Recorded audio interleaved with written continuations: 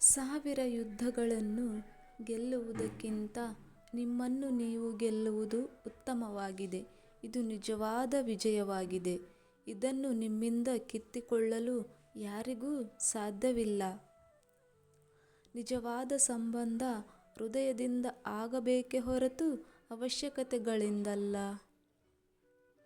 ಗರ್ವ ಮತ್ತು ಅಹಂ ಇವೆರಡೂ ಸತ್ಯವನ್ನು ಎಂದೂ ಸ್ವೀಕರಿಸುವುದಿಲ್ಲ.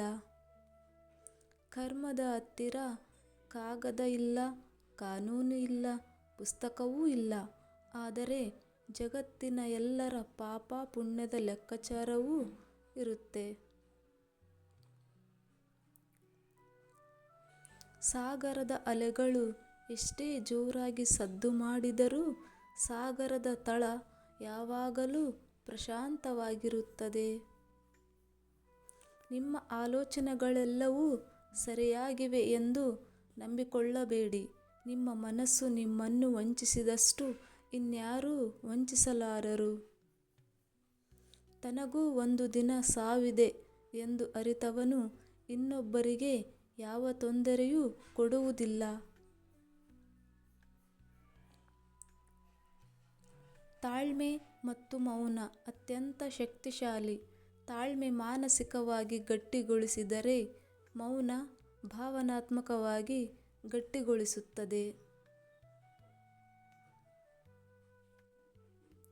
ನಿನ್ನೆಯ ಬಗ್ಗೆ ಯೋಚಿಸಿ ನಾಳೆಯನ್ನು ಹಾಳು ಮಾಡಿಕೊಳ್ಳಬೇಡಿ.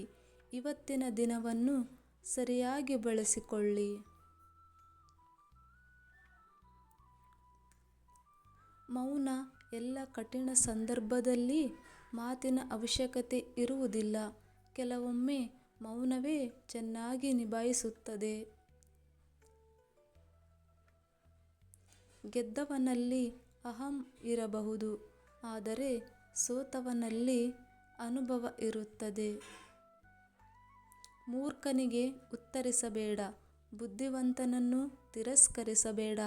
ಒಳ್ಳೆಯದನ್ನು ಬಿಡಬೇಡ, ಕೆಟ್ಟದ್ದನ್ನು ಯಾವುದೇ ಕಾರಣಕ್ಕೂ ಸ್ವೀಕರಿಸಬೇಡ.